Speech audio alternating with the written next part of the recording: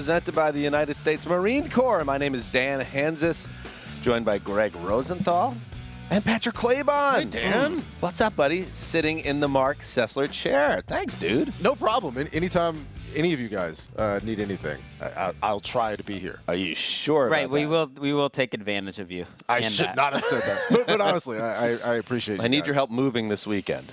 I do not have a truck. The 2006 Acura is not doing what you need it to do in that circumstance. Yes, you may know us from the Around the NFL podcast, which you can check out 4 times a week. But this here is the television show. We got Patrick in the first hour as we spin through the NFC.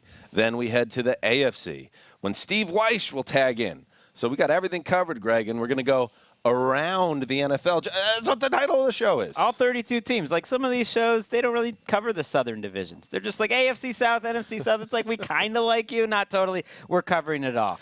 We respect the southern roots of the National Football League. All right, let's get into it. Let's start with the NFC West. I'll tee it up. We're going to put 2 minutes on the clock. Oh. Every team gets 2 minutes.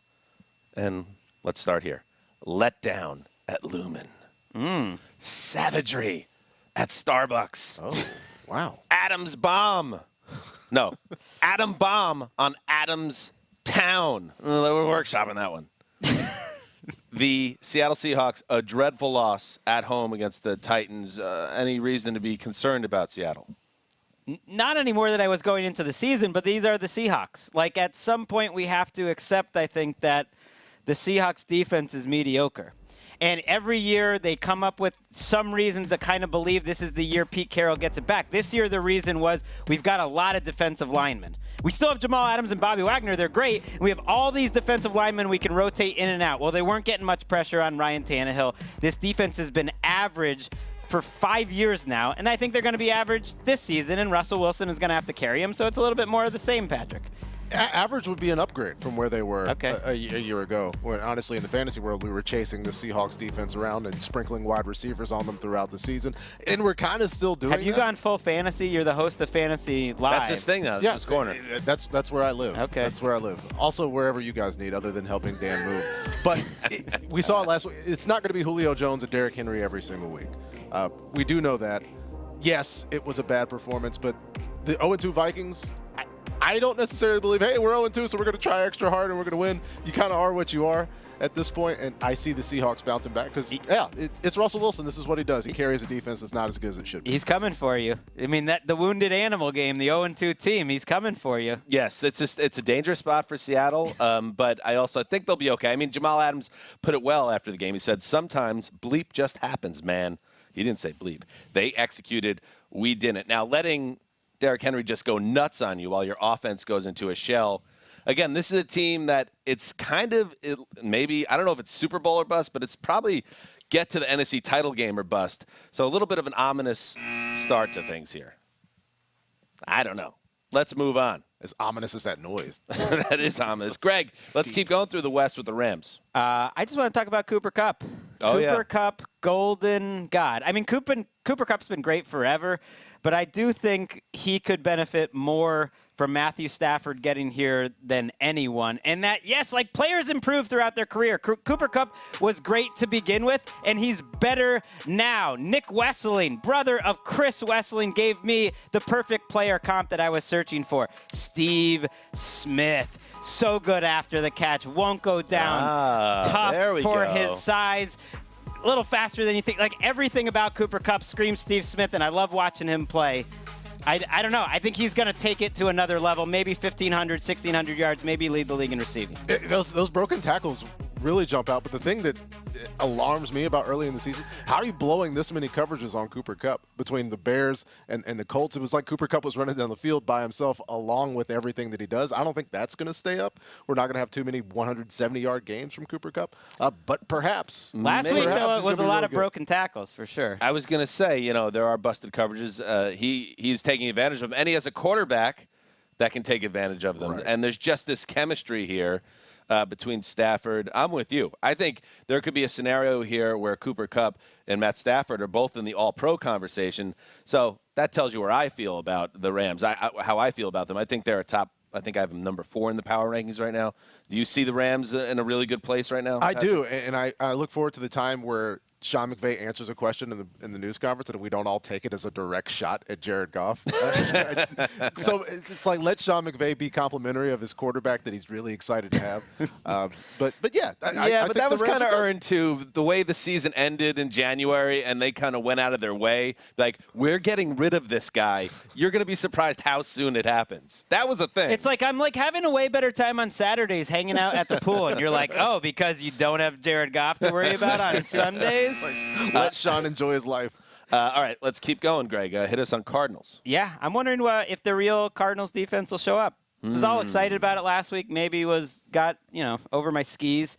They got run over, and I think that got overlooked in that exciting, Vikings-Cardinals game that J.J. Watt's brought in to help the run defense. Zaven Collins drafted. You have Jordan Hicks. Like, you think this is going to be a tough group up front. They got pushed around. We already had questions in the secondary, but I didn't see a defense get dominated as much up front as the Cardinals defense did week 2. So I'm just kind of like, which defense are we here, Vance Joseph? I was overly excited. Especially after coming off of where Ryan Tannehill's still peeling off pieces, right, of Chandler Jones from the opener. And to see Kirk Cousins, which is always the sign of how the Vikings played on offense, to see Kirk Cousins just kind of standing there with nobody around him, even running the ball. He looks a little faster, man. Has he been Is this your working Jameis out? thing again now? He's dropped some weight, and now he's a speedster. That's Kirk. Just looked a little more natural running. He's always been good to the left. But I'm giving more of the fault to the defense here, especially in the running game. They just couldn't get a stop. I think this happens. I'm thinking of that the Chiefs-Rams game, I believe it was, in Mexico City a couple of years ago. Every once in a while, a game just goes sideways and gets insane.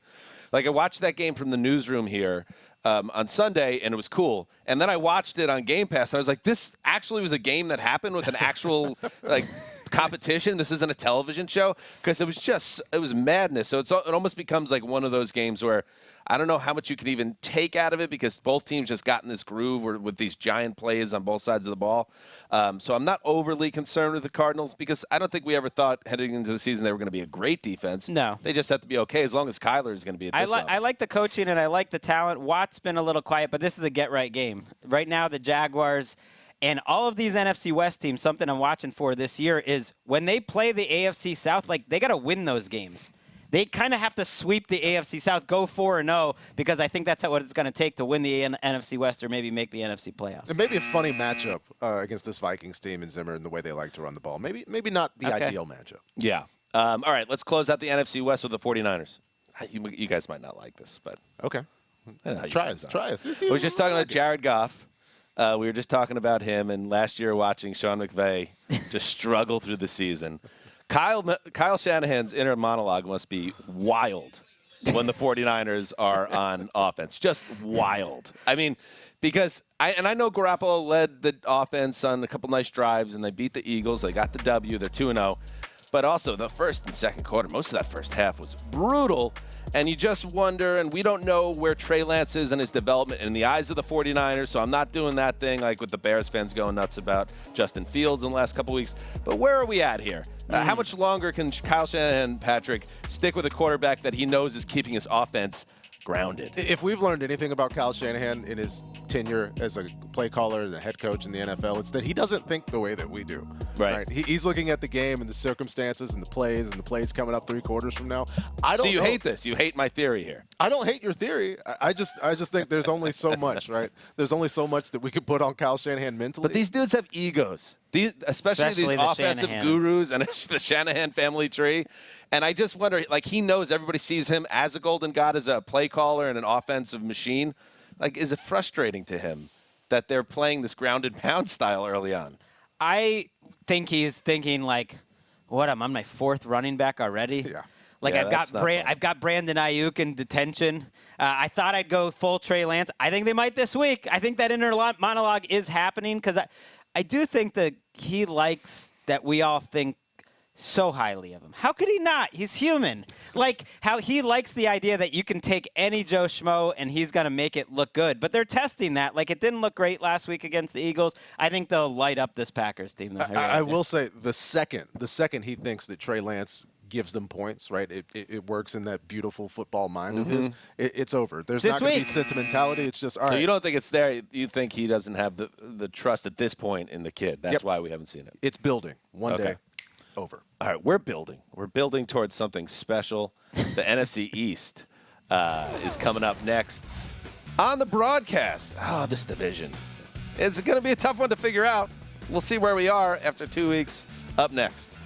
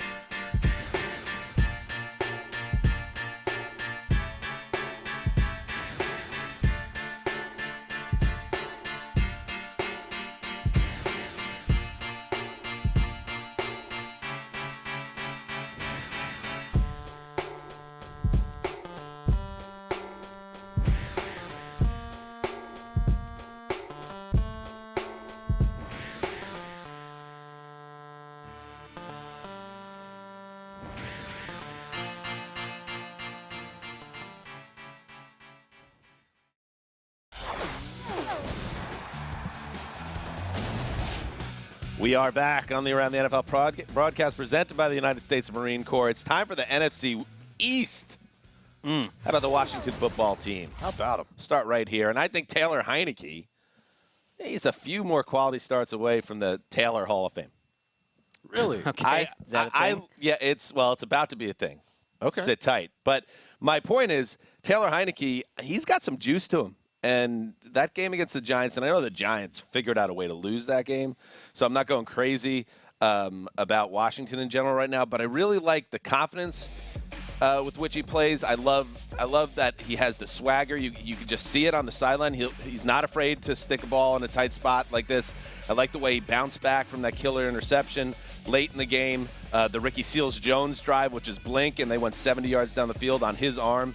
That's stuff that maybe, to me, is a surprise at this stage of the game. He is the all-time leader in completions in his first 3 starts in NFL history, if you count that postseason one. Washington set That's why he's going up the Hall of Fame rankings.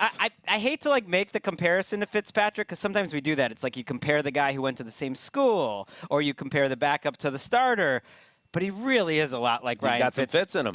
Fitzpatrick, how he came into the league, and more importantly, like his aggression. If you're going to be like an undersized, maybe not a huge arm backup, go nuts. Because if your first few games go well, you're going to have a 15-year career. He could. The Fitzmagic comp is a little startling because there was that period in Ryan Fitzpatrick's career where it's like, oh, you're comping somebody to Ryan Fitzpatrick. That's not necessarily right. a great I'm not saying like he's a future franchise player, but he's going to have a long career. But even in that highlight package that we just saw from that Thursday night game, there was a great catch by Logan Thomas where he kind of set him on a mission. De'Ami Brown's jumping up and reaching behind himself. There's tools. There's a bit of talent around Taylor Heineke to make him look standard, but then you see the little blips. Where Isn't that the Fitzpatrick secret, though? It's like, let your guys make plays. It'll work out for you. And not for nothing, if he does string together more of these starts and the team believes in him, you hear in the locker room after the game, is Fitz get this job back if he does come back this year? This isn't a 23-year-old prospect. He's 28, and Fitz was signed to be the starter and got starter money. But if I'm Fitz and he's like, almost 40, he's got a hip injury, it's like I might want to shut it down. Wow. I mean, maybe just kind of chill on that, like, let's get back next week, scenario. Do you guys want the top 5 Taylors of all time? Taylor Hall of Fame? Absolutely. Right. Coach Eric Taylor. Number 5. No, only first names. Oh, okay. Number 5. It is Taylor Dane. Remember her? Oh, yeah. She was a belter. She knew how to sing, and then she just kind of disappeared. Number 4. A little before your time, but okay. Yeah, Patrick, look it up. Spotify it. Number 4. Let's keep moving. Taylor Dane is a great photo. Taylor Kitsch. That's Riggins from Friday Night Lights. And if you haven't seen Friday Night Lights, go dig it up. That's on Netflix. I don't know. I'm not getting all these free also ads. in the Rihanna classic Battleship as well. Let's get Riggins some more roles here. It's like you put him in a bad spot as the lead guy. Just give him Riggins type roles. Come on. Yeah, well, they gave him the David Koresh role. That was weird. Number 3. Taylor Hanson. Now, listen, a lot of people think, the Mbop guy. He was the lead singer. No, go take a walk through that catalog. Hanson's got some bangers. Number 2. Jonathan Taylor Thomas. Now, we have an asterisk there? Listen, that is a lot of people saying this is controversial because that's not his first name, but it's not his surname either. So it counted, and JTT, who's 40, by the way, and that means you're old too. Finally, number 1, the greatest Taylor of all time. It's pretty obvious. Come on, it's T Swift. I mean, I think putting JTT at number 2 invalidates the rest of it. But I know you're a Swiftie.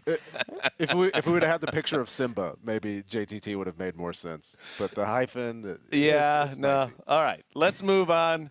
Wow. Taylor Swift won that Grammy last year. Greg, the Giants. Okay, I'm gonna spin it positive because the end of that game was rough.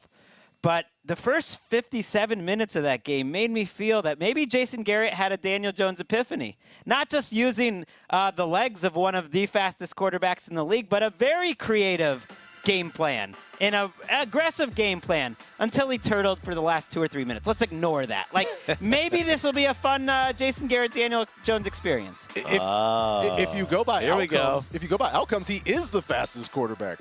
Right. In the NFL in terms of just straight line speed. He's not going to make anyone miss, but that is something you should use. He made people miss last week as well, and I think I'm not super surprised because we saw Jason Garrett, what he did for Dak at the start of his career. I'm not saying Daniel Jones is Dak Prescott. He's going to need to take care of the ball to do that, but he did, and you were waiting for the turnover to happen against the football team. Like, Daniel Jones is going to throw a pick. He's going to try to dribble one, but he didn't. These are nice. These are nice throws. Maybe I believe. He played awesome in this game, and he would have been a big story entering last weekend if a questionable hold doesn't go down, 58-yard run gets wiped out, and then you have the Darius Slayton end zone drop, which cost them the game. A lot of things cost them that game, that Washington game.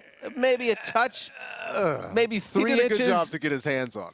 You got to eat it up. It was a little bit of both. That was not Jones's best. But anyway, those 2 plays happen, and we're all talking about, oh, my God, that was the best game a quarterback's had this season. So, again, if you're a Giants fan, you're kind of like, am I back in? Right, Have I been pulled back in on this now? Here's my thing with Jason Garrett is, like, I never felt in Dallas that he coached the team that he had. Like, he would coach a team he wished he had, and that was like a run-first, conservative type of team. This Giants defense isn't looking too good. At the end of that game, all they had to do was let Jones make one throw, first or second down. They don't let him do it. Like, this team needs to be aggressive unless the Giants defense gets a lot better and the running game gets Dexter Lawrence could also not jump off sides. Sure. That would have helped, too. But we've been hurt by Daniel Jones, but Jason Garrett's been hurt by him turning the ball over, too. Right, so be aggressive. They got to be aggressive. I do like how you manage to somehow, even when you're complimenting Jason Garrett, end up burying him too. So, but that's progress in terms of giving Garrett a little positive pop. All right, keep us going with the Cowboys, his former team. Is it unfair that Hard Knocks has made me pick against this team 3 straight weeks? I think that's the main reason because actually they've been pretty good through 2 weeks. I like the Eagles in this matchup because I think up front on defense they can do some things.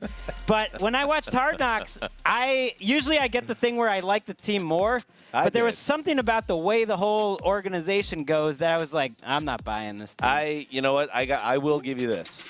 The Mojo Moment thing stuck with me. It still sticks. It sticks in my craw. Anti-Mojo? I mean, if there were Mojo Moments, listen. When the first episode of Hard Knocks begins with Mike McCarthy, clearly he watched Austin Powers 2 on his vacation, and then came and said, "Oh, Mojo Moment. That's a good 21-year-old pop culture artifact to dig up for my football team." These guys had no idea what he was talking about, and then it never came up again for the rest of camp, and it was just flatlined, and it gave me pause. I gotta say. I'm not going to penalize them for the Mojo Moment. I appreciate it because this defense was so bad, right? Legitimately, I had an opportunity to be one of the worst defenses of all time last year. Dan Quinn comes in. They lose to Marcus Lawrence, and Micah Parsons plays serviceable as a rush in across the street from us at SoFi. I liked that. I like what they did. Wait a second, Greg. They beat your beloved Chargers on the road last week. They very nearly beat the champs in their building on the Thursday night opener. Why the negative tone here? I don't know. That's why I think it's Hard Knocks. Because on the field, I think they've been a pleasant surprise. They might be without Dorrance Armstrong. I just don't feel like the Cowboys generally are greater than the sum of their parts. But so far this year, I think they've done a pretty good job coaching them up. Claybon was on Hard Knocks, too. You were on Hard Knocks. I was. I'm the only one here that wasn't on Hard Knocks. We got to get Greg on in-season Hard Knocks for the Not only was Claybon on Hard Knocks, they even gave him a tight one shot. Yeah. And, they didn't give me a tight one shot. With the profile of a Hall of Famer. I really benefited from the camera being on that side instead of having LT over there. Let's close out with the Eagles, and I would say my concern here is what happened on the offensive and defensive line against the Niners. I'm not so concerned about how things ended in terms of the mistakes they made, the Philly not so special, Jalen Reagor stepping out of bounds, a very ill-timed. I haven't heard a lot about this, but the personal foul late in that game. Derek Barnett. That's what he does. That's like Derek Barnett's go-to move. I feel like he leads the league in personal fouls at bad times in his career. So this is just one of those games where, all the things that could go wrong went wrong and you lose 19-14. But to lose your starting right guard and a really good one, and to lose one of the great run stuffers you have and your best all-around player on defense potentially, that's tough. That's going to be tough to come back from. So I agree. Graham is the heart and soul of their defense. You heard it when Fletcher Cox, he was emotional after the game. He's played next to him for 10 years. That doesn't happen in the NFL too often, those two guys. They are the defense. And Brandon Brooks is an all-pro when he's at his best. But I would argue that those are the two deepest positions on their team, is pass rusher and offensive line. Like, they have a second-round pick to come in for Brooks. They have a guy they just gave $40 million to, Josh Sweat. Like, they're still good up front. Now they can't take one more injury, but I still like this Eagles team up front. Yeah, there's a lot of reasons to like them, but the problem is when you start losing guys, you think about all of the things that did go wrong in the game against the 49ers that Dan mentioned. You just have to win games like that. Right. Those will come back to get you. Especially in that division. Yeah. In this game Monday night against I'm fascinated by this game. I feel like we don't know anything about these teams after 2 weeks, especially the Eagles. I think the Eagles, I know I've been on this corner, I think they have a very high ceiling, like more than people think. And they're going to be a very different team and a very tough team to prepare for with that offense. This is a great Monday night game. I love it. It's got a lot of sizzle to it. Stakes. And I like what the angle you're coming from there, that we don't really know. It's hard to make out these two teams, but there's a ceiling. I think both of them have a pretty decent ceiling. They're the two best teams. I think one of these teams wins. The Cowboys got to be the favorites, but one of these teams wins the East. All right. We're flying now. Still got Claybon for a little while longer, and that's great. Coming up next, it's the NFC North, a division that has some teams struggling right now. Put it that way.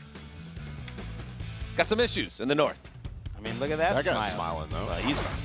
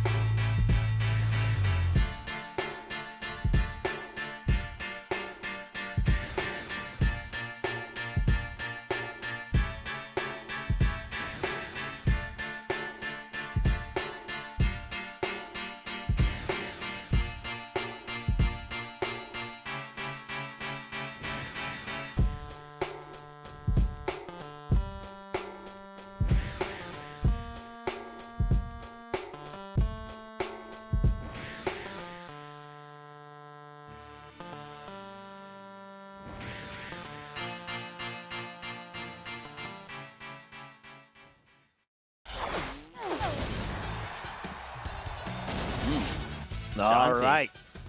That is jaunty. Welcome back to the Around the NFL broadcast presented by the United States Marine Corps. It is time for the NFC North. Let's start with the Green Bay Packers. I like this. Matt LaFleur versus Kyle Shanahan. You got some big bro, little bro vibes cooking here, Claybon? I don't know. I honestly, it's after back-to-back NFC championship games and the opportunities and all the success they've had as quarterback, won an MVP. He's got the better quarterback, at least in terms of the start of where right now. Maybe little bro, if people call him little bro, has a case to be made to say that this isn't this hierarchical situation that you speak of. Just to give a little context, which I should do as the host of the show, Mike Silver reported that there was a lot of tension between LaFleur and Shanahan connected to the off-season pursuit of Aaron Rodgers by the Niners. That's left some bad blood between friends. I just and that doesn't surprise me. If you call up about Aaron Rodgers, you're creating a problem. How is it not going to be competitive? I do think it's big bro, little bro, even though they're the same age. Like, Kyle brought him into the league. Like, that was his guy. That was his boss. You always want to beat your old boss. And the one big game they've ever played, they dog walked the Packers on the way to making the Super Bowl. And here's a spot where you got Aaron Rodgers. You should be the team with all the continuity and win this game. And so I do think it's a game where Kyle wants to break out a little Trey Lance, and I believe that's what's going to happen and show who's the man. So you're saying if there was the Matt LaFleur podcast with Peter Schrager, there wouldn't be a jovial reunion as we saw this offseason with Sean McVay? It'd be a little different? Is that what you're saying? There was tension this offseason. How could there not be? I love it. We need more of that stuff. This is fun. I love that reporting. I mean, and it all came through like Mike LaFleur, too, who's at the Jets. Oh, It's like it's a little bit of a messy situation. I just think they're competitive. I mean, it's not like there's any bad blood. And a visibly upset Kyle Shanahan storming out of this room, according to the report. It's just great. Like, you don't think Matt LaFleur knows how much credit Kyle Shanahan gets for a far inferior record to what Matt LaFleur's put up? Are we on handshake watch? Is this? Ooh, I think we are. Okay. Let's get in tight. Get that. Note. How about this? By the way, they'll play it cool. They're too Cali cool. I also don't. I never heard that. You got dog walked. What if to increase the stakes at the end of the game, whoever loses, they have to go hands and knees across the field with the other coach? That raises the stakes quite a lot. Will Joe Barry, the Packers defensive coordinator, have to if he gives up 40? Because he's the coach I'm worried about. Do you think that changes how they're going to coach that game? There's just a lot on the line in that, more than just wins and losses. All right. Greg, how about the Bears? Well, we got what we wanted. We got what you wanted. We got what America wanted. That's what we wanted. Everybody but we didn't want an injury to make it that's happen. True. And bad job by the Bears needing that, but that's all in the So what are we thinking? Do we think Justin Fields kind of survives this experience behind this offensive line? I think they've been better than we thought they were going to be as far as the start of the season. The preseason things looked rough. You're wondering what they're going to do. You're checking the waiver wire to see how things are going to go. But Jason Peters looks pretty good. Yeah, for pushing 40, getting it done. Gotta respect that. Understandable to have a slow start when you're kind of coming off the street with a chance to play, but he does, and he's playing relatively well.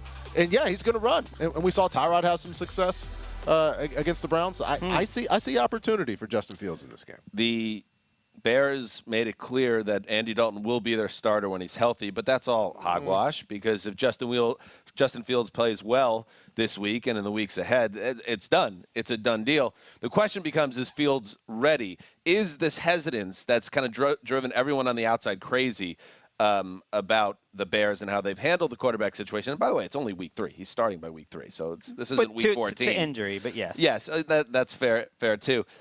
Is Fields maybe not ready? Are we about to see a guy that shouldn't have been out there, and maybe Matt Nagy and the organization kind of were onto something?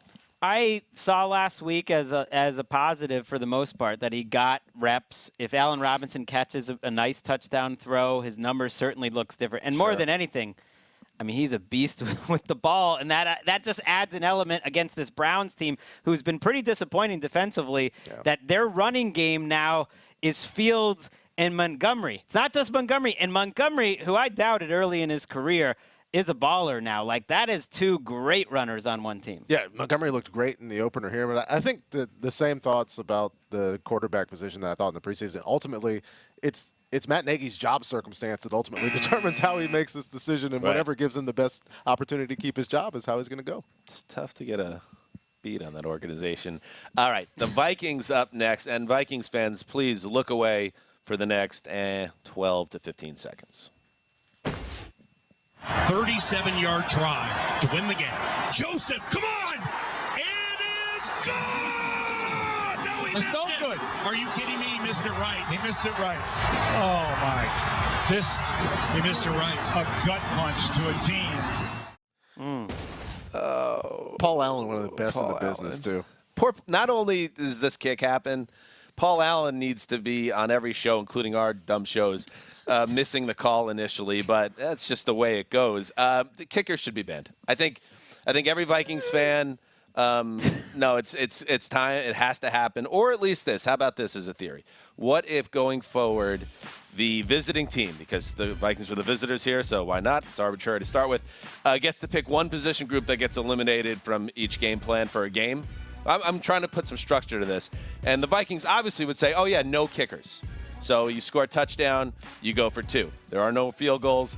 Let's just get rid of the kickers. The Texans can take out the quarterbacks for the next 3 weeks? Yes. No, I mean, that's a lot. But you can only do that. You can only take a positional group out so many times. Except for the Vikings. They get to take out the kickers every week. Especially when you're watching early in the season, right? The Raiders have an opportunity We're workshopping here. To get back in the game against Baltimore, and Daniel Carlson comes out and bangs a 56-yarder, and you're like, oh, man, if only we had that guy. Yeah, the Vikings drafted him in 2018, and he killed you. They punted on him. After like a couple of weeks, just like have a kicker and keep a kicker. I like kickers mattering. This is the whole thing when they moved back the extra point. You didn't like that either because you didn't want the kicker to actually have any impact. What's more? I said he doesn't need more impact. Do you know what is the name of the game? Football. Oh, stop it. This is your take? Football. I mean, this is the history. It was started with, like, the kickers were the most important guys. The kickers were the quarterbacks. So why don't we make the field kickers, goals 6 points? And the runners. Well, I like how it's evolved. The game evolves, but I don't want to take away what was, like, the bedrock of the game at one point. And kickers are better than ever, it should be pointed out. I'm with you, Dan. Augment the scoring. The farther back the kick goes. We're on to something here. If you really want to get football, then let's go for it. I would like to do the MTV Rock and Jock. If you can hit 67 yards and from the side of the field, that's worth 7. I think the Vikings should just take it a step further and sign Dan Cortez to be their kicker. We really got off the Lions, Greg. I just want to point out how much I love Lions fans. It's a tough season for them already. We actually have some clips from this game. Early in the Lions game, the last time they were home, they made a stop at 38-17, and the crowd just went crazy. They scored a touchdown. That touchdown we just saw was at 38-10, and the crowd goes wild there. And there's something pure and cynical and beautiful about Lions fans that just love the game. I think there's a lot of tortured fan bases that love being tortured, but they just love football. They deserve better than this. They're the new Browns fans. It'll come around. Yeah, they are. But I don't think the Browns are cheering like crazy down 38-10 or 38-17 at any point. They were just depressed. Yeah, there's a little bit of that sense of entitlement that sometimes might lead to some boos, but when you go to a game legitimately trying to enjoy things, you try to find something that you can enjoy. They love sports. I love them. Think of the Lions Lions fans in your life. Cynthia Freeland, Kevin Patra. They're sort of they expect the worst, but they hope for the best. Nothing can hurt them. I mean, listen, you're talking to a Jets fan. There's a level. I think it's sad. I see that, and I Jets fans are them. More sad, I would say. Yeah, they're it's a darker place, but it's just how about we put a good team on the field?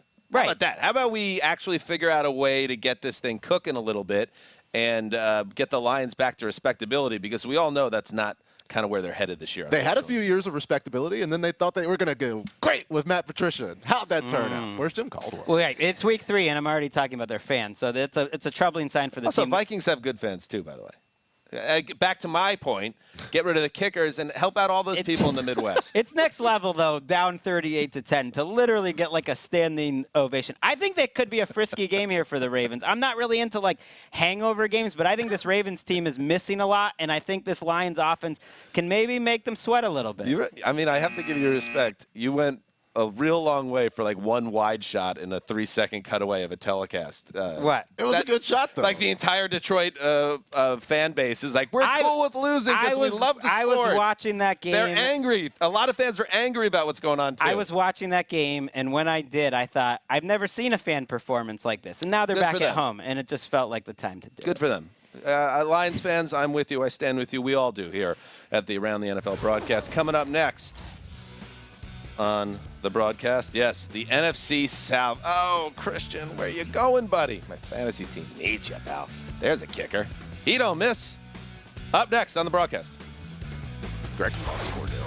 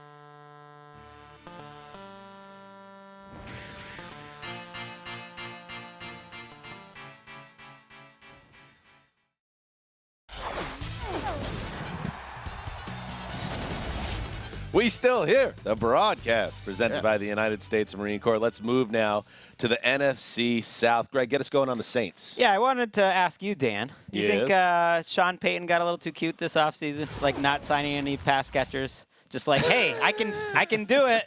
I can make this work, and it's coming back to bite him right now. Well, I think one thing we have to, and maybe we don't know everything to the Michael Thomas story, but that really hurt them. That was part of it, but you still should have more, I feel. But he had no, I guess we knew that they weren't in communication in the offseason, so maybe to add a little bit more firepower would have been smart. But, I mean, where were they up against the salary cap? I feel like that's always an issue with the Saints. But, yeah, you would think that Sean Payton maybe could have helped his roster out better, but he's also a guy you give him the benefit of the doubt because he's Sean Payton. Yeah, and he gives himself the benefit of the doubt. Right. And so that when, John Smokey Brown's available in the entire Twitterverse is like, because, Sean Payton's online, right? He'll tweet with us every once in a while. Everyone loves John Brown. And everyone's like, John Brown. Yeah, let's get John Brown in there. And so it's not super inspiring to see little Jordan Humphrey, going up, even though, it's a great guy and love him. Probably like to have some more talent on the team. But you just have to throw out the game against the Panthers. 8 coaches out with COVID. Offensive line was confused. Do we have to throw out the Packers game, too, though? Because there was a whole bunch of stuff going on there, too. These two teams, Saints, Pats, I feel like I have no feel for. But it's 2 games. Still, though, I think they're going to make them really easy to defend. Because this has become like a zone defense league for the most part, because you just don't trust anyone to cover man-to-man for long, but you trust them against the Saints.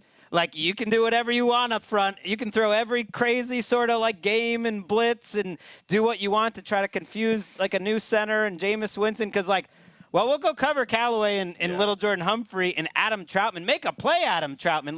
Juwan Johnson a converted receiver looks like their best receiver, right? It's kind of next level though. It's like the Patriots last year. They're having a very 2020 Patriots vibe to them. Wasn't Adam Troutman a hype bunny? A little bit. Just like 6 weeks ago. Couldn't they use a little Jared Cook? Like they just need some professionals back there, I think, for Jameis. And it's very rare, especially week 1, 2, when you have you put a whipping on a team and you give them a bury the ball game, and then 7 days later you pick up the shovel and you have to bury a ball. That doesn't happen a lot, but it's also an interesting situation, or an unfortunate situation, I should say, with the Saints between the Hurricane Ida things and the pandemic issues. Hopefully and the back injury next issues. week in New Orleans. That would be great. Yeah.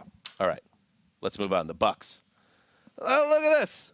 Greggy, I like when you and I are in lockstep on things, because I wrote this little setup before I saw your QB index, which we're going to talk about later. Tom Brady is the best quarterback in football. It's 2021 AD. It's real. This is a thing that's happening. This is year 22 of Tom Brady's career. He is 44 years old. Yep. And through 2 weeks, no one is throwing the ball better, seeing the field better, doing everything that a quarterback needs to do to master the sport like Tom Brady. It's a thing that's happening. He's having another peak. I can't believe it because he's doing it in a different way. More big-time plays. More throws down the field. More willingness to get hit now and then, I've noticed. Like, still great in the pocket avoiding it, but he'll take some hits delivering downfield. This was not New England Tom Brady. He peaked 04 playoffs, 07 throughout the season. You had the 10 to 11 up tempo peak. You had like the 17 MVP peak, and he's doing it again. This is like his 5th peak. Yeah, there's so many iterations. He's of Tom pretty good. Brady. Yeah, and perhaps the team around him better than those teams as well. Yeah, perhaps the play caller better than those teams as well. I mean, they had some pretty good teams. They did. 17, 2010. Also had some solid talent. Yeah. And I guess one day we'll be able to compare apples to apples in terms of the careers of Byron Leftwich and Josh McDaniels. But where does it end? Where does it end? And it looked like it might have ended right towards the end of the game in Green Bay. Tom Brady's throwing picks, but Rodgers and company just can't get it done.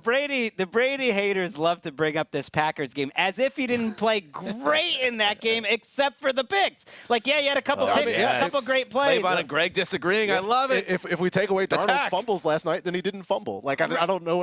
Here's what I'm saying: if you watch that game and you didn't grade Tom Brady as playing excellently, I think you have an agenda. Like, he outplayed Rodgers in that game. He's been outplaying every quarterback he's gone against lately. It helps that he doesn't have a torn MCL. I don't know how he's doing this. Whatever we're doing, Tom, because I read the book. I feel like there's more. You read the book? I read the book. I wanted to get paid to do it? I wanted the secrets. I wanted the secrets. And I think we all speak as football fans. Tom, it's a tough game against the Rams. You got Aaron Donald coming at you for 4 quarters. Get through this game healthy, buddy, because we want Patriots, Brady at Foxborough week 4. Oh, my goodness. Revenge. Up next, the Falcons. Greg,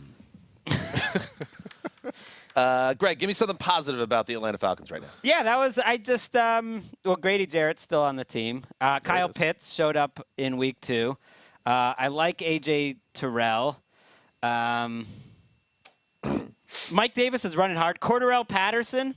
Every team thinks they're going to unlock the special CPAT offensive weapon thing. It's happening. Arthur Smith is actually unlocking Cordarrelle Patterson. Yeah. Some positives. He got 5 touches. 5 touches inside the red zone. He scored a couple touchdowns. They were 3 points down in the 4th quarter against the Tampa Bay Buccaneers on the road. I mean, that. And some tip passes go against. I mean, we're taking away interceptions, so we take away Matt Ryan's 2 pick sixes there in the final moments, and all of a sudden, I'm not taking away. I'm saying you can evaluate all 40 throws and make an overall judgment. You get the game to 28-25, great, but then don't go 3 straight 4 and outs and 2 pick six. You know what? Let's get off the Falcons. That's it. You had already started turning negative. We only had a minute of positivity on the Falcons. That's the best we could do. Let's get to it. It's time for Fighting Spirit. Sorry, Falcons fans. Let's just give us something. They don't Presented by the United States Marine Corps. All right. The Panthers. Life without CMC begins once more. Hamstring injury. Reports out there on Friday morning that it's a multi-week injury, as we all expected. Clayvon, Sam Darnold's been good through 3 weeks. Can he carry an offense, though, without the running back. It was concerning because there was a notable difference after McCaffrey left in terms of Sam's confidence and just the ability of the offense to move the ball. And there it was, the hamstring pull. Because Darnold looks so great, especially after that second drive. He throws a near interception, and then on the rollouts, he's throwing across his body. He's making these great throws, rolling left and right. I think Sam is good, and I know it summoned feelings within you, but the idea that he can carry an offense, I don't know. They're definitely not as good with Christian McCaffrey. I think that's a bridge too far. He could prove everybody wrong. I think my feeling on Sam, as somebody who watched him for 3 years with the Jets, is you put him in a bad situation as he was in New York, he will be bad. You put him in a good, healthy situation, I think he could be good. It's just what we're seeing now. But, Greg, I think when you take out McCaffrey, just like Teddy Bridgewater had ups and downs last year without McCaffrey, I think you put so much more on a quarterback that maybe isn't at the ability level to truly carry an offense.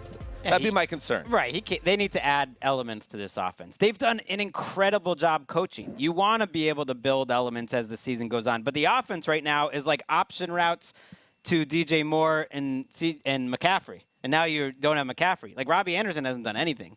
He needs to get more involved. He's got 5 catches. Terrace in 3 Marshall games. has even less. Those are talented guys.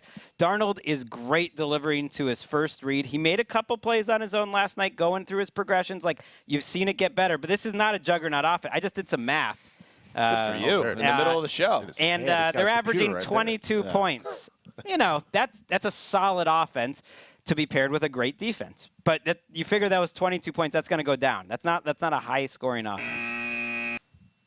I love Colleen Wolfe and our Thursday Night Football team. I could not make it all the way through the post-game interview just because, as a Jets fan, it's a little raw right now. Sam 3-0, while Zach Wilson's coming off that 4-pick game. We'll get to that in a little bit.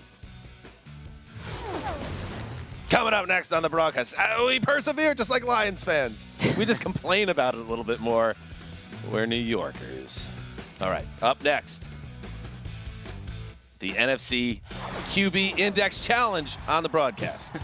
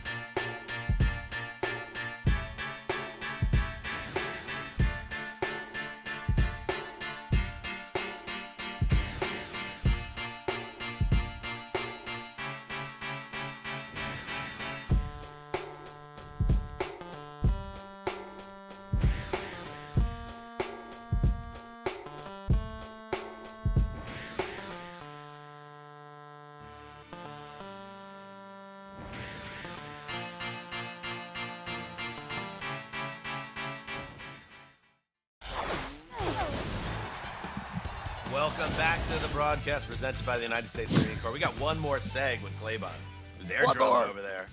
Song's awesome. Hey, how about a little bit of this? There you go. All right, nailed it.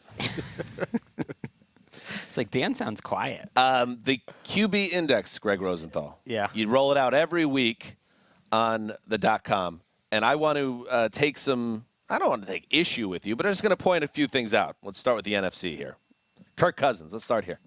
I mean – Kirk Cousins is at number 13 on your rankings, and I'm just curious, buddy, how much your Kirk Cousins feelings are bleeding into your analysis here, because I feel like he's been much better than the number 13 quarterback through 2 weeks. Well, read what I wrote. I did. Don't just worry about the rankings. I read it. Who are the guys in front of him that you would take away? What my big takeaway so far is I don't know. There's so many good quarterbacks playing at a high level right now. Like, yeah, I guess you can knock Tannehill.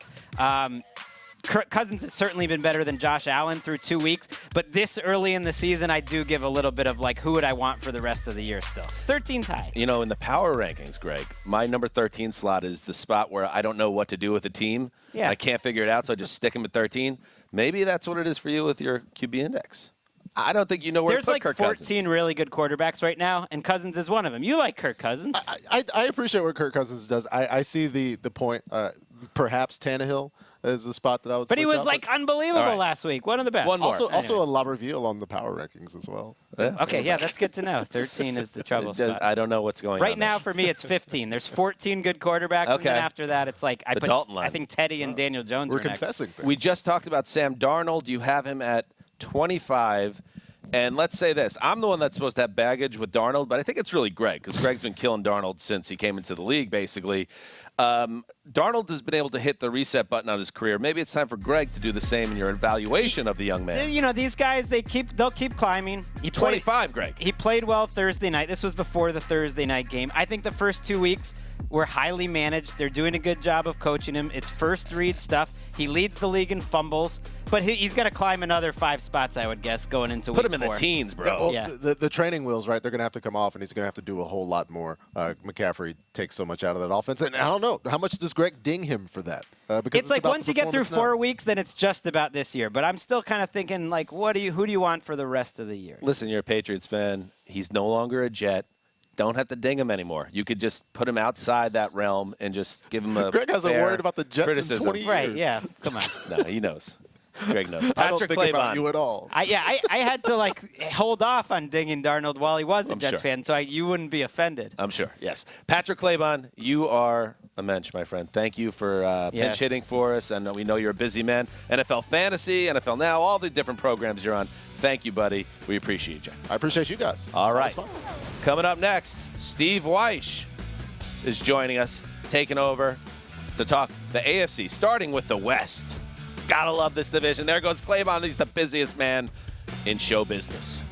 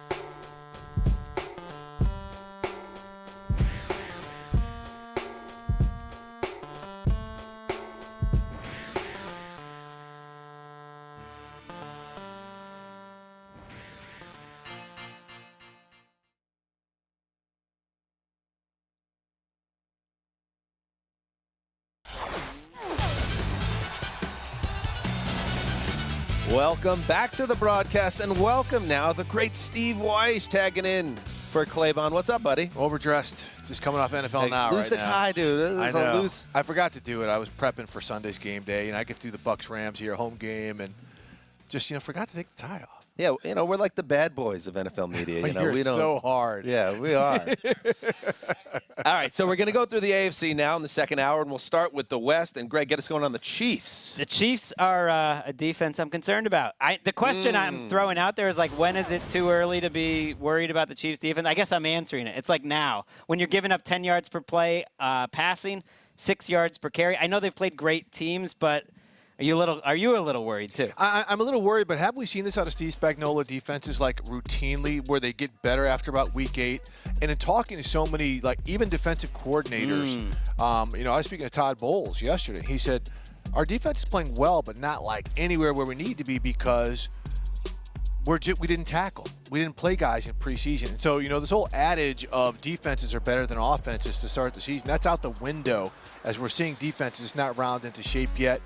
So I think the Chiefs will come around, but at the moment they are not playing well whatsoever. Do we give them a little bit of a pass? You got the Browns in week 1. That's a tough matchup. The Ravens and Lamar Jackson doing video game level things on Sunday Night Football.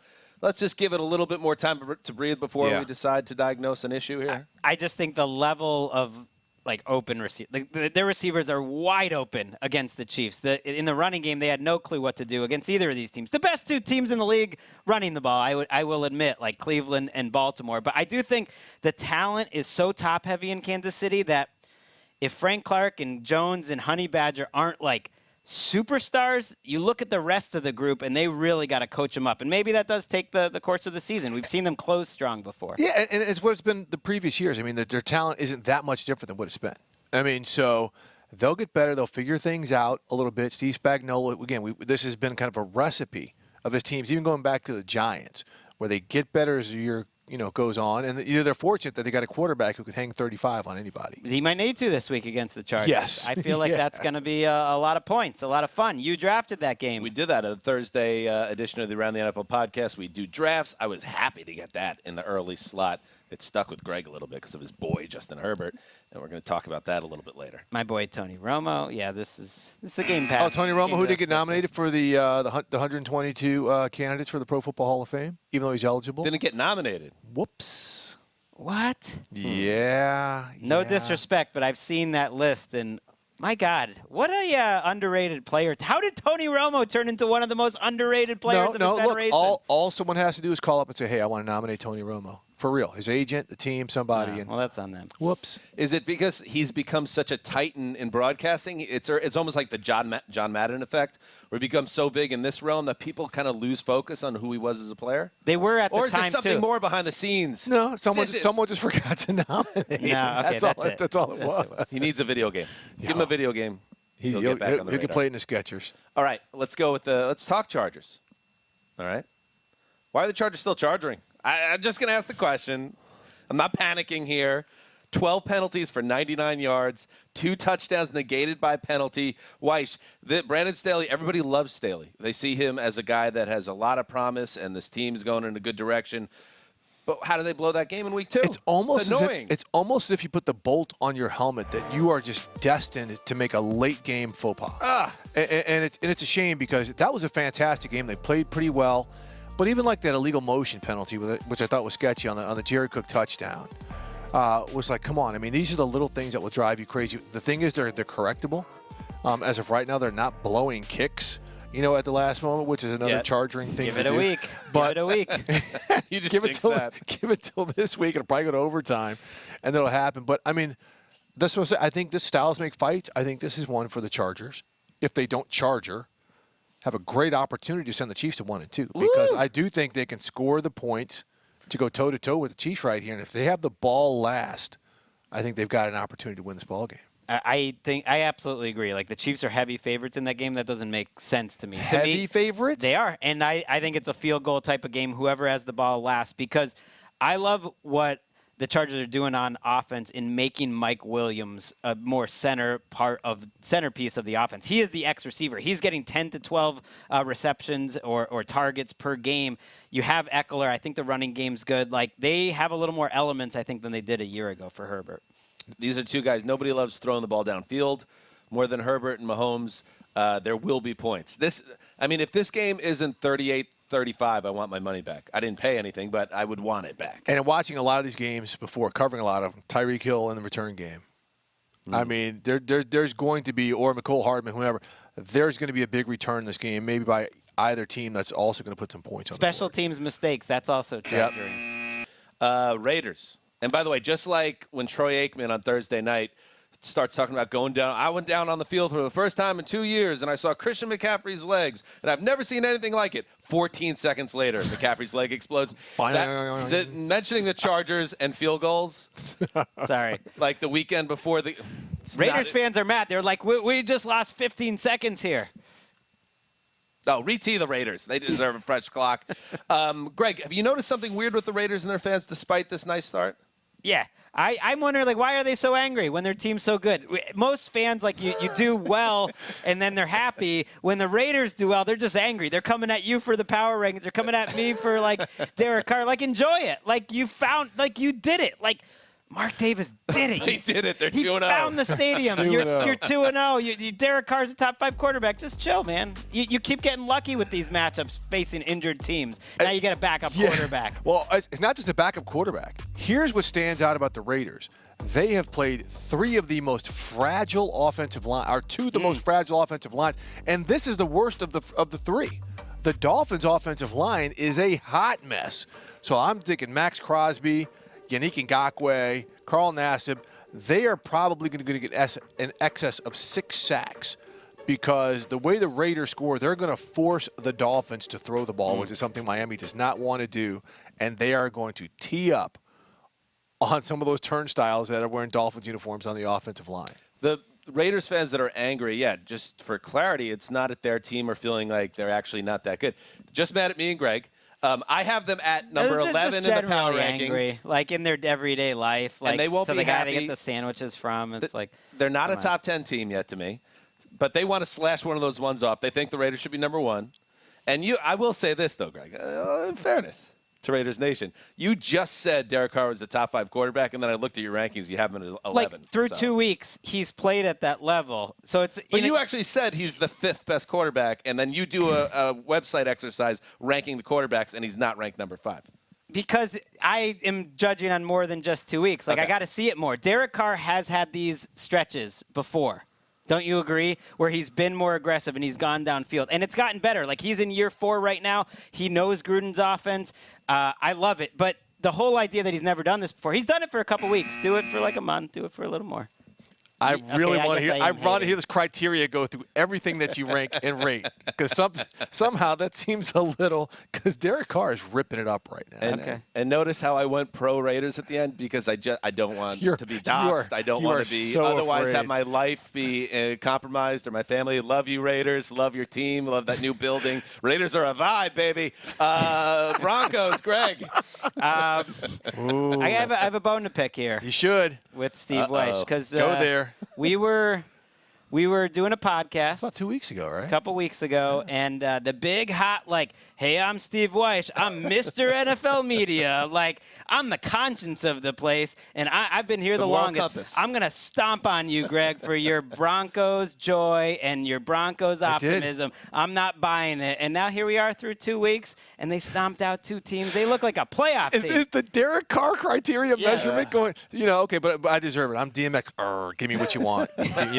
You got to give it to me.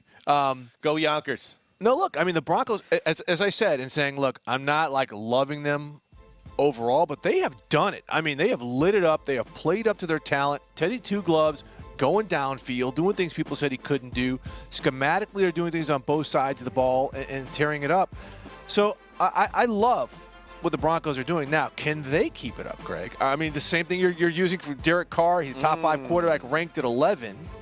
Okay, are you judging the Broncos?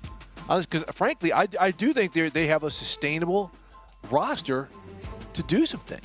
But my thing again, if they've got to keep scoring like they've been scoring, and they can do it against the Jets to compete in this division. And I hope they keep rolling like this because I love their talent. Well, they have the defense. And they've got personnel, yes, too. Yes, the schedule's been easy, but that's what you do against an easy schedule. Yeah. You go 3-0. So you got to win this week, too, at home against your Jets. Bradley Chubb can't stay on the field, and he's off it again now. He's got the ankle. He's cleaning out the ankle, so he's going to be out for a while. And, just like the Panthers, where I'm trying to figure out what do you make of the Panthers? The schedule's been so neat for them. It's been the same here for the Broncos. Giants, at Jags, home Jets. All right. I'm almost kind of looking ahead to Baltimore because I think their defense is going to step up and give Zach Wilson trouble, just like they gave Trevor Lawrence trouble. But the real test is to come, I feel like. That's fair, but they're like doubling up teams in terms of yardage. And that to me is a sign of a really good team. Yeah, do what they're supposed to do. All right. See, I don't think White's really back down. I think White still feels like he's right. No, he sounded like he did. Check back. All right. Up next on the broadcast, the AFC East. What's going on in that division? Zachy Wilson, clean it up, baby. I need you. This is pretty.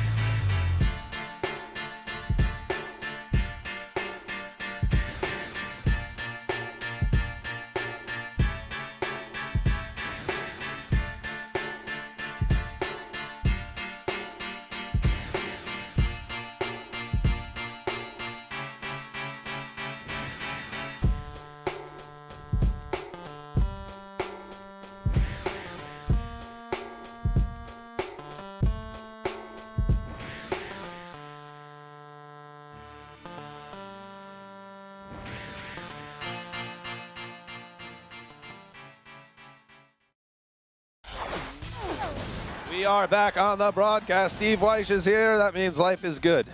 Life is good for some AFC East teams, not for others. Let's start with the Buffalo Bills. Greg.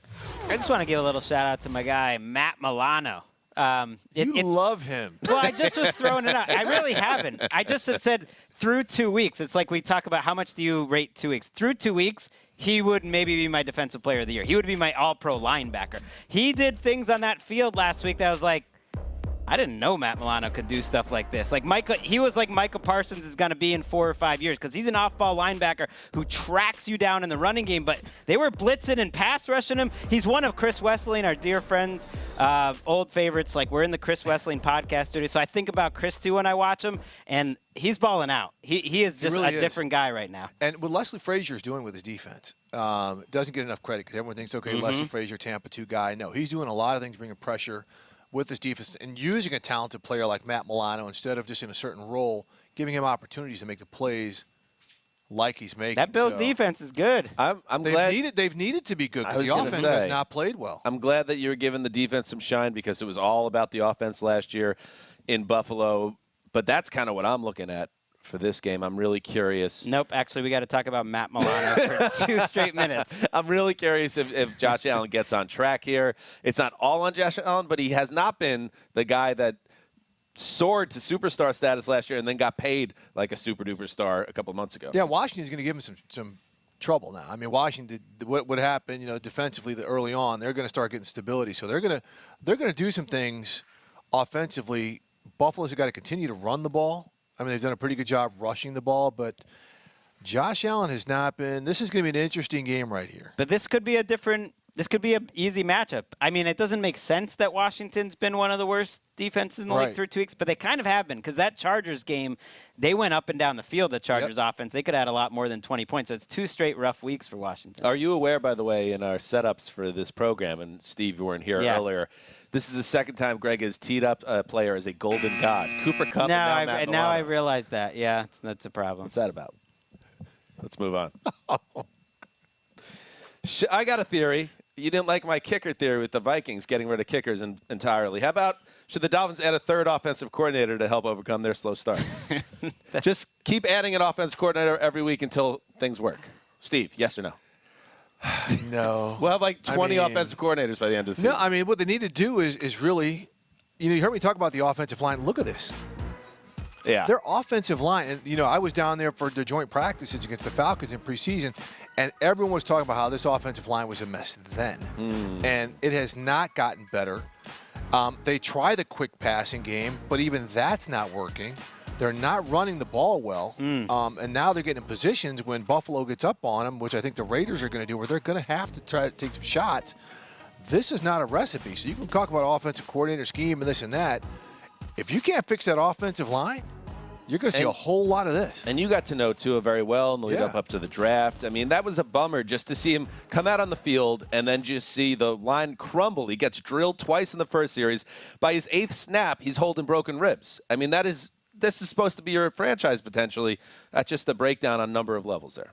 On a number of levels. Again, playing the Raiders like this, too, that's a game he really would probably like to shine for. And this is a different pass rush for the Raiders. And Jacoby Brissett, I love, but he holds the ball forever. That is kind of Jacoby Brissett's thing. So that's a bad combination. You know who would look great on the Dolphins right now? Laramie Tunsil. Remember that guy? Remember because him? They traded him for all those picks, and we gave him all the credit because the process made sense. Who have they drafted since then on the offensive line? Austin Jackson, Eichenberg. I mean, he's just starting out his career. This guy, Robert Hunt, Solomon Kinley. I'm just showing off right now. Yes, you are. And you're telling the truth, and they're not my working. friend. And sometimes I believe coaching offensive line is more about coaching than it necessarily is about talent. And so far, the coaching hasn't worked for them. It has not worked. I've seen some schemes overcome a lack of talent, throughout this league for a long time. And what they got going on down there is not working. Not happening. 35-zip to a division rival in week 2. That's soul-searching time right off the bat. The Patriots, Greg, near and dear to your heart as a Western Mass native, are they special right now? Do they feel like they have that Patriots glow to you still? No. I mean, in what way? No, they are just another team. They're like a team shot out of 2001. They're like the Patriots used to be, or maybe the Browns during Belichick's So the universe is restored to the order, and everything is going to be fine now. I like this. They're a team with a rookie quarterback who's trying to manage him, doing a pretty good job doing that, trying to figure out their offense, and I think a little surprised that their guys up front aren't playing that well on either side of the ball. So, yeah, they're another mid-level team, yes. Yeah, I mean, look, the guys up front are going to play better. We've seen those first 4 games for the Patriots for the past 10 years. The offensive line, oh, God, they're horrible. Dante Scarnecchia is losing it, this and that. They'll get that He's part. gone, though. I know, he's gone. Yep. But they'll get that offensive front fixed. They're trying to figure out who they are right now. This is going to be an incredible and a very interesting game with the Saints for me, because the Saints are trying to figure out after that beatdown they took last week who and what they are. That defense is going to give the Patriots offensive problems. I think so. They got agree. embarrassed, and that's a very good defense that never plays like how I like they a played last low-scoring week. game here, no matter what. Saints are getting some guys back now, so that's a good thing for them. And I think, and this is one of so many things that stink about being a Jets fan, but like when the Jets have a really bad day, part of the fun of being a football fan is everybody dunking on the Jets because they're a mess.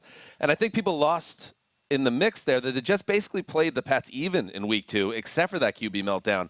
They stopped their offense. They were able to run on New England's defense. They got a pass rush to them. So the Patriots have some issues to work through here. I agree, and I don't know what's going to happen. These two coaches are both so good, but I think what Steve pointed out in terms of them struggling in September, they are the best at figuring out what they can't do. Right. And they spend a while trying to figure out what they can't do, and then they stop doing that, in October and especially in November. And so there's a lot right now they can't do. All right. How about the Jets? I like that. You got the Pats. I got the Jets. Where's I guess our panic meter at? It's funny how the preseason changes the vibes because, I feel like Zach Wilson earned a lot of leeway with that good preseason, but what's happened the last 2 weeks should overwhelm that. Well, the first Not half, long term, but for right now. First half in Charlotte, bad, but the support around him was brutal. Second half in Charlotte, very good, and you felt again very optimistic. And then what happened, of course, against the Patriots was a total meltdown. So my panic meter, if it's a 1 out of 10, because this has happened so many times in the history of the organization with the QBs, with the hype and then the falling on their faces, I'm going to put it at a 6.5 right now because I really want to see how he bounces back, not just physically, but mentally. If he's able to say, all right, I had a really bad day. That was embarrassing. But, Steve, it's in the past. I know I got a tough Denver defense, but I am the number 2 overall pick. I'm toolsy as hell, and I'm going to show everybody that I'm not a stiff. Let's see some pride from Zach Wilson. Yeah, I don't think it's going to get away from him like this, but, Vic Fangio on that defense is going to show him some stuff where his head's going to be spinning, just like it was last week. The offensive play calling and the design, what they've got to go into this game is to protect it from that, right? Okay, if you see this look, hey, man, check out of it, run it. Sometimes punting is better than, risking it all. This is part of the process he has to go through. And as a coaching staff, you saw how many they got into a situation where they're throwing the ball intermediate long almost every time, and that's when those interceptions happen. He's got the big arm, but sometimes check it down, let the playmakers try to break a tackle, and do something. Be boring, as we heard in the week after the massacre. Be boring because Vic Fangio is going to show him some looks. He can't be boring though. I don't think he has that in him totally. Well, it's that bounce. Not as a rookie. You need that bounce. Everybody does. You got a little Jay Cutler in him there. Little Cutler. If you want to be positive about it, a little Mahomes. Mahomes was never boring. I'm not saying he's going to be that guy, but you have to somehow find this happy balance. I believe Zach, but I'm nervous. I've been hurt before. Coming up next, the AFC North Division. Oh, we got some good teams here, but some teams are working through some stuff. Ominous. Some storm clouds above certain stadiums. We'll talk about that next on the broadcast.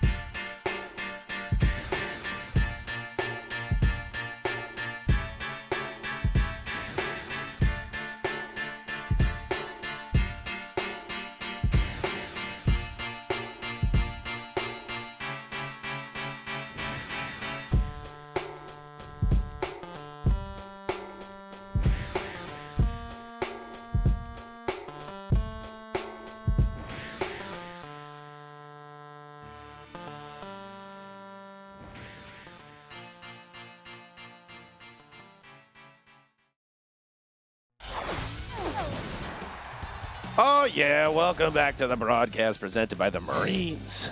Heroes. All right. AFC North. Greg, get us started on the Ravens. I'm wondering if this Ravens defense, there hasn't been a lot of focus on the defense with the Lamar show, can be the Ravens defense anymore. Because when I think Ravens defense, I think Wink Martindale dialing up those blitzes and playing some man-to-man, at cornerback. But do they have the cornerbacks right now to do that? Can you do that in 2021? Are the Ravens of old just kind of gone? It's been a while, right? Yeah, I mean, look. They were there at the end of last year. They were playing quite well. They had a nice little schedule to end that season, but yeah. I mean, but their corners are hurt. They don't have that individual pass rush beater. Like they had the guy who get to the quarterback, like they had when Ngakoue was there for part of last season, and so now it's the sum of the parts, and they're trying to figure some things out. I mean, there's nobody on that defense right now who's jumping off and playing. They'll get there. Again, it's kind of a theme we're talking about. These defenses are not there. The more coaches I talk to are like, it's going to take until week 4 until you start to see these defense start to slow some of these offenses. I like when down. Weiss flexes I've been talking to coordinators and stuff. Flexing. We're not really we could use that. Bringing that. I like it. It adds a lot. Yeah. I mean, but it's true. I mean, just you look at this. This isn't a Ravens defense. Okay, let's let them catch it underneath. Oh, wait, let's let them run 15 yards. And it kind of worked. At least that showed me they're willing to be flexible. They did not blitz Patrick Mahomes. I think they did about as well as they were going to. I don't know. They've invested a lot in recent draft classes, too, on their offense. Maybe this is a part of the next phase of the Ravens. We've addressed the offense. We're happy here. Now we got to start turning our attention back to that side of the ball. Because if you've grown up and followed football closely the last 20 years, you'd think Ravens, you'd think defense, but that's just not who they are right now.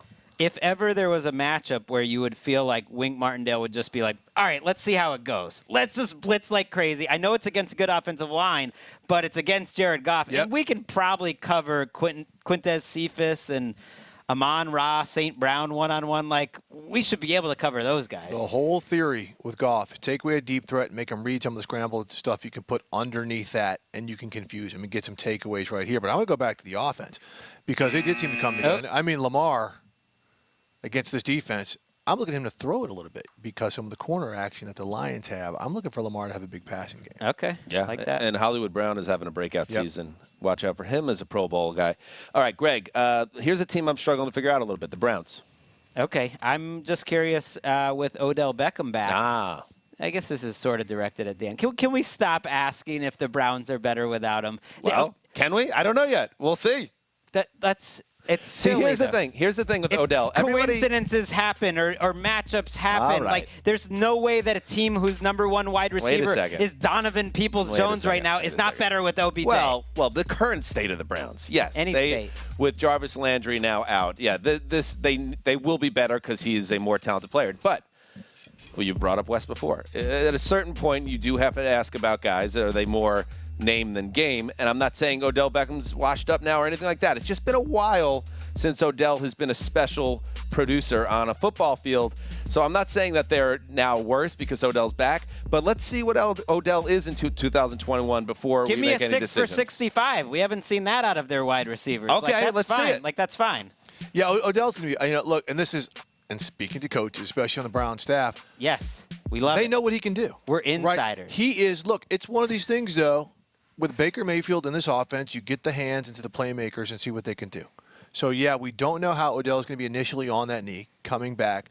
But if he can catch it and hit it, break a tackle, he's gone. I mean, these are things that we're not necessarily seeing from this offense right now. So I do think Odell coming back, it's going to be tough in a game like this because, that Bears secondary, they got a few players back there. Mm-hmm. And, that line's going to have to hold up. But the Bears defense has not been great. Again, the Browns' leading receiver last week, talking about giving a guy, a chance to make a play in space, was Demetric Felton, who was like a running back turned receiver who played 3 snaps, caught 2 passes in those 3 snaps. It's like, we need Odell. Give me some Odell. They need some professional wide receivers, especially with Jarvis Landry hurt. We want that Odell. Those making the one-arm catches and is an electrifying talent. I don't like where you're going there, Greg, because what you're trying to do is you're trying to say, you're just following that lazy narrative. But also, I want to say, they need a receiver is what I'm saying. If you looked at the numbers last year and the quarterback and the way he played, there is actually data that backed up that the team played better without him. But Baker was getting up to speed in that new offense. It's a naughty conversation. Yeah. Bengals. It's happening again. I think you're going to disagree with me on this one, Greg, because we had a conversation on the podcast this week. The Bengals can't protect the franchise. The franchise is Joe Burrow. Joe Burrow is getting drilled again behind a substandard offensive line that was nominally improved, at least on the surface, in the offseason, but wasn't truly a priority. And that's what you get. And you have a recovering quarterback from a major knee injury who's not able to protect himself. And this all feels like it's heading towards something ominous. I mean, they can't even establish a quick passing game. Remember how everyone was just like, oh, all they did was like one step and get it out. They're not getting it out. I mean, you look at up the middle, up the middle, up the middle. Everything you're seeing coming his way is coming up the middle. He can't even step up in the pocket. These are disciplined pass rushers that they're seeing in terms of staying in their lanes and things like that. This is a play, though, where like I feel like the old Joe Burrow feels that pressure and goes and tries to make a play. But maybe he will so one day. I think that's part of it. But he's still working his way back. I mean, you have to protect him, especially right now when physically he's not that guy yet. I mean, how can I argue against the offensive line, being terrible when we're just seeing them like getting railroaded? You got to protect him in the run game. I mean, they're trying though. They're one of the highest run rates in the entire NFL. I mean, they got a good running back. They're getting ready to play the Steelers. I mean, that Steelers D, yeah, they took some hits last week with some injuries. They are going to be relentless coming after him, saying, "Okay, if you beat us deep, you beat us deep." But we'll see. They are going to be problematic for him. I love the Jamar Chase draft pick, but in terms of trying to address what they want to do offensively, schematically. We see about 7 teams now running this offense, right? Rams, Niners, Seahawks, Green Bay. Theirs doesn't look like everybody else's. It doesn't. But I also think sacks are a quarterback stat, and I think Joe Burrow relied so much on his legs and creativity that part of it is just figuring out what do we do with this new Joe Burrow, because he's not that guy yet. Hopefully he will be. And this is why I always talk to Andrew Siciliano on week 2 of NFL Now about the Bengals and the power rankings before things go horribly wrong. I got it in just under the wire. You won't be talking about it much the rest of the season. Is that it? It's time now for Health Check presented by Truth About Weight. All right, the Pittsburgh Steelers. Is Big Ben throwing in pain, as the reports out there? He's got a pec injury. In week 3, the darkest timeline for the Steelers, Steve. Is this a situation where the old quarterback is already hurt and the offense is already not playing great? Is this all heading towards doom? I don't know. I mean, I never count him out, but I mean, he has taken some shots, and we know he has had some health issues the past 3 seasons. But some of the hits he's taken, that might have been the throw right there. Looking at it, that just didn't. Yeah, and you just heard, Ben's one of these guys who can play through everything and this and that. But man, I mean, the body can only take so much. So I don't know if they're absolutely done, but they rely on him so much to be good. Right, and they tried to throw the ball deep in week 2 against the Raiders. He threw 8 times over 20 yards, where in week 1 he didn't throw once, but it wasn't very effective. He only hit 2 of them, and he also had 1 intercepted. And the arm strength is clearly not there, and this matchup is tough. I think it's going to be a low-scoring game. The Bengals defense has added some pieces. They've been very sound on the back end. Trey Hendricks has added a little bit up front. So this is a game where I think both quarterbacks are in similar situations, bad O-lines, and they need their running game to protect them. And the Steelers' running game is worse than the Bengals' running game by quite a bit. I'd like to see Big Ben stay healthier because there isn't a real backup plan here. There's no safety net that will stay at Pittsburgh if Big Ben doesn't make it through this season. You're not buying Mason Rudolph or Dwayne Haskins? If I had to pick 2 quarterbacks that I don't buy, that might be the 2 guys I'd pick. How many teams have a backup plan? That's the one thing that I am noticing around the NFL this year is very few teams have protected themselves. The Dolphins? I think Brissett is not a huge downgrade from Tua now. Well, yeah, I mean, the Dolphins are one of the few teams that have done it. So, yes, they better have Ben do whatever you can do to play. The running game, he needs help at this stage of the game. So the offensive line's got to be better. The running game, and they got Najee Harris in the first round, that needs to start popping off more. Deontay Johnson probably going to miss this game. Tough. That's a tough one there. That was Health Check presented by The Truth About Weight, and that is the AFC North. We're keep rolling. moving. We are rolling. The train's rolling. AFC South coming up next. A lot cooking in this division, including a famous quarterback who may or may not be playing this weekend. Very interesting developments out of the Colts land.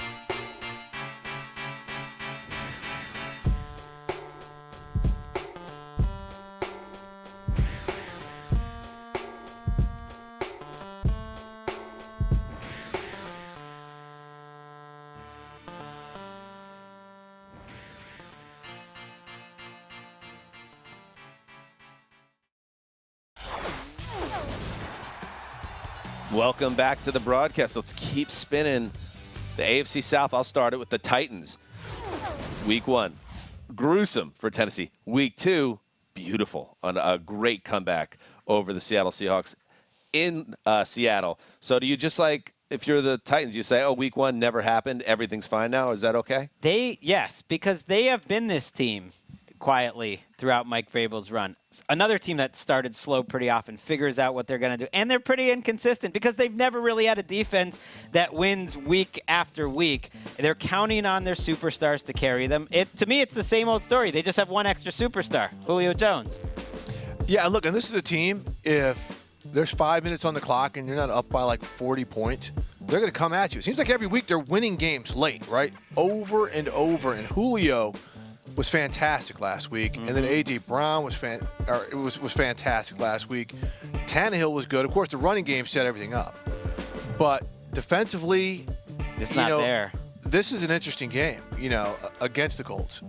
And the Colts are going to challenge them a little bit. But, when it comes to the Titans, are they going to be who we think they are? And that's the big question I'm looking for coming out of this game. And and their attack is so interesting, whether Arthur Smith's there or not, is unless they are truly getting blown out of a building, he's going to continue to be a focal point. And I just like how they were able to wipe out a 30-17 deficit in the fourth quarter, and they used him to do it. They didn't have to abandon the running game, and then this guy, what he's able to do, it's unbelievable. Julio Jones, by the way, what a bad call. He got robbed on a touchdown. I don't know how you missed that when you go to replay on it, but the bigger point with him is he looks great. Dangerous game, though, Greg, for I think very the Titans dangerous. here. With the Colts, they are in a tough situation at 0-2. They are a well-coached team. I know they have issues, but that's a tough spot for Tennessee. They've moved the ball on the Titans in the past, and Frank Reich is looking at these young cornerbacks who can't even get on the field right now. They had to bench Elijah Molden, who was their slot corner. Caleb Farley, their first-round pick, was inactive last week. So in the offseason, you get all excited. They got these rookies. They got Bud Dupree. He's been quiet. The new additions haven't shown up yet for Tennessee. Right, let's dig in more on the Colts here. Please. Carson Wentz is a game-time decision. As we tape this, he was a surprise return to practice. On Friday, he was limited. If he can play, is that a good idea right now? Well, we'll see with because the playing style that he has, Steve. We'll see. I got to tell you, I was at the game against the Rams this week, and they were all over him. As good as his offensive line was, they found the matchups right. Aaron Donald wasn't on Quentin Nelson; he was on some of those tackles who were questionable. But Wentz took some shots, and I'm kind of wondering the way he plays, because he's a dude who's going to do everything in his power to make a play. If he goes out there and gets hurt again, then all of a sudden. But then you can ask yourself that week to week again, because he does play somewhat recklessly. But he was playing really well. He found a groove after the first couple of series, and he was playing really well. So if he is able to play and do what he's able to do, They moved the ball the last 2 weeks. They have moved the ball. They spread it out with their receivers, including their tight ends. They run the ball pretty well. If Wentz is healthy and he feels he can go, I think this is a game they don't want to start 0-3 and especially lose to the Titans at this point. Yeah, this is such an important game for the Colts, and you would think a well-coached team. There is talent in this building. I know they're not as well-rounded as you want them to be, especially on offense right now. I guess it comes down to me, Wentz, because we know they don't have a security blanket. They have Jacob Eason. They have Brett Hundley. This could be very dire if Carson Wentz tries to play and limps off the field after 2 series. All bets are off, and the Colts season could be over. But I like them to play a competitive game here and maybe even steal a win if Carson Wentz stays. If you're 0-3 and the Titans are 2-1, I'm not saying your season's over, but that's a rough start. I can already see, though, Hard Knocks in season is going to use that little lower third we just had. Should Carson Wentz even play as Carson Wentz is going to a comeback player of the year stories? These dopes don't know anything. And their schedule is brutal. Their first 6 or 7 games are brutal. Okay, I take it back. But we would be on Hard Knocks. I want to do that. I want to do that. Okay. For time purposes, let's do 2 minutes total on the last 2 teams in the division. Sorry, Texans fans. The Texans are the Lions. The Lions are the Texans. That's how I see this. And we saw it on Thursday night. These are teams that they play hard. They play hard for their coach.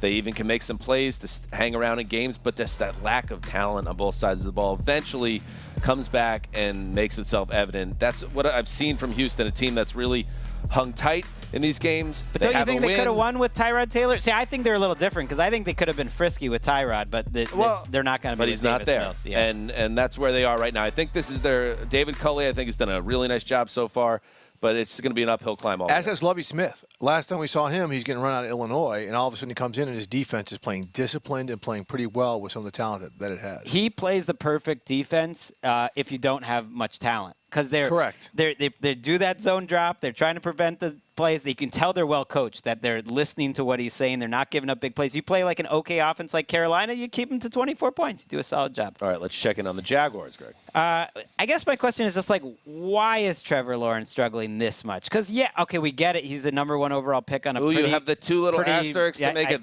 this much. You're the former player here, Steve Weiss. You're knocking some heads. Like, I'm just surprised. Why is it this much? The old head knocker. Look, he's seeing things. Were you a linebacker? Or no, you were a quarterback. I was a quarterback until my right. senior year of high school, and then I was an outside linebacker. Okay. That's when I went to college to play. But look, he's seeing things he's not seen before, right? He's seeing defenses change once that 15-second signal goes off and the coach can't be in his helmet. He's seeing defenses change, and it's tough for a rookie. Right, and he doesn't have a ton of players. He's on not his team scared. Right now. He's not making those Zach Wilson safe plays either. Everything's downfield with this Jaguars and it's team. going to have to be like that. But this is where I have faith in Urban Meyer. Even things are kind of what's going on there. But I have faith because he's done this before. You never want to get the Weiss things are going kind of You don't want to get that, but I have faith that they're at least going to show some hope as we get to the back half of the season. Man, it's Alabama every week. It's Alabama. This is the National Football League now. Yeah. All right, coming up next. Hey, we talked NFC QBs and Greg's index with Claybon. Now let's do it with the AFC side, and I have more bones to pick. I'm going to be knocking some heads like Steve Weiss on a football field. That's why I got concussions.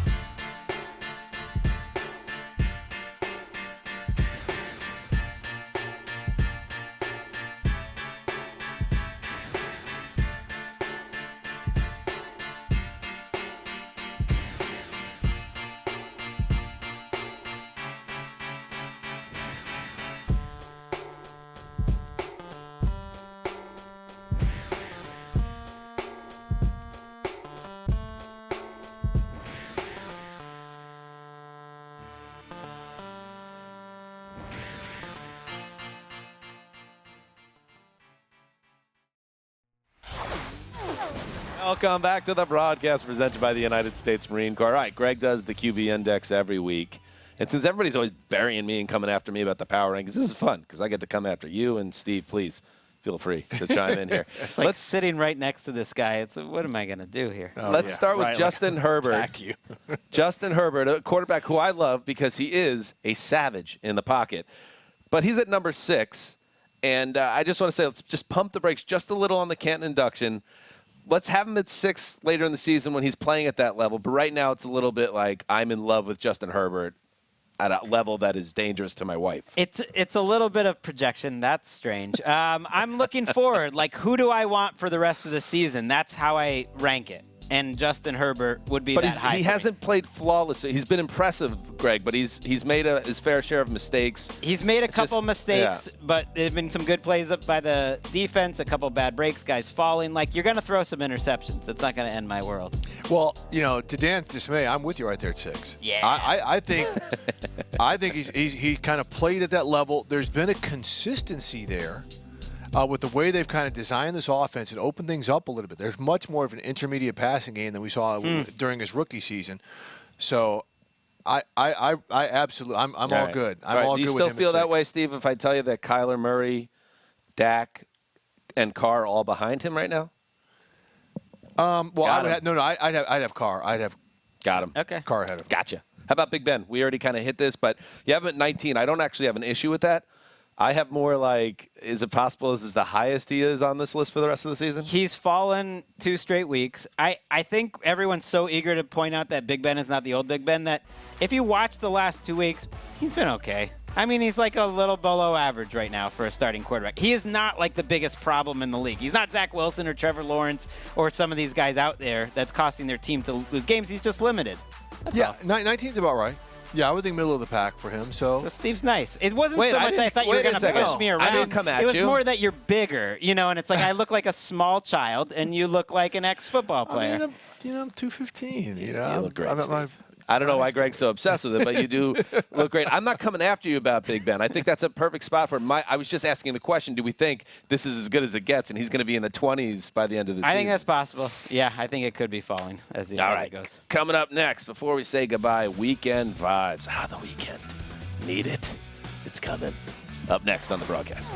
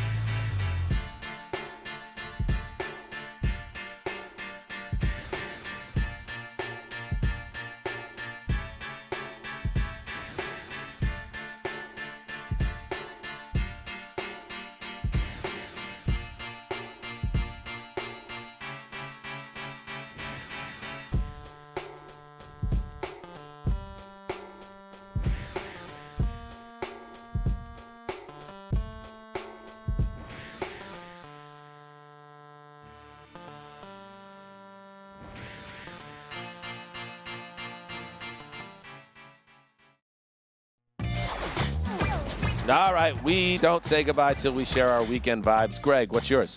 All right, my vibe is just a message to like the schedule makers on Park Avenue. Just like, can we save some of these great games for the end of the year? We get Chiefs Ravens week 2. We know that's a blockbuster.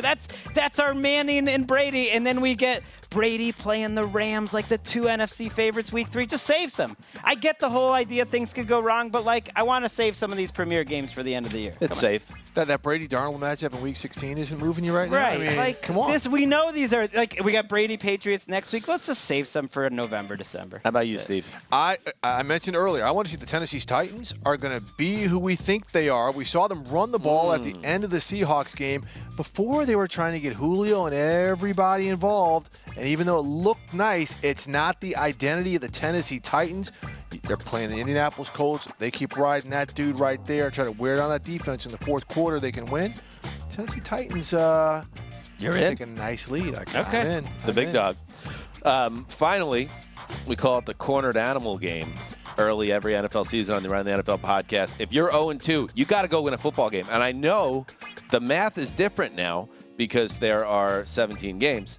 But still, you start 0-3, there's a good chance you're cooked. So if you are the Jets, the Colts, the Jags, the Giants, the Detroit Lions, the Minnesota Vikings, the Atlanta Falcons, find a way, guys. Don't lose, or it's a wrap. Well, we get the rare double cornered animal game, Giants-Falcons. Love that. Right. The Falcons are Move an it to Sunday night. Flex it out to Sunday Night Football. You got to win that. I like the Vikings against the Seahawks. The rest of those teams are pretty heavy underdogs here. We could see a lot of 0-3 dead animals, I guess, what they would be. Yeah, I'm not counting out a team like the Colts as a dead animal unless Okay. Wentz gets hurt. I mean, that's a division where it can get a little That's fair. tight at the end. But some of the other teams, I think the draft order could look very similar to what it did this year. I would say of that Right. group, the team that I feel most confident about that could bounce back and be in the playoffs, the Vikings. I'll go with the Vikings. I'm with you right there on that one, too. Right, they could be 1-1. They could be 2-0. I like that you just ride with like the dead animal theory, just right off the bat. That's why Steve's a pro. He comes in and he just like fits right in. Thank you, buddy. Thank you for pitch hitting. We appreciate you.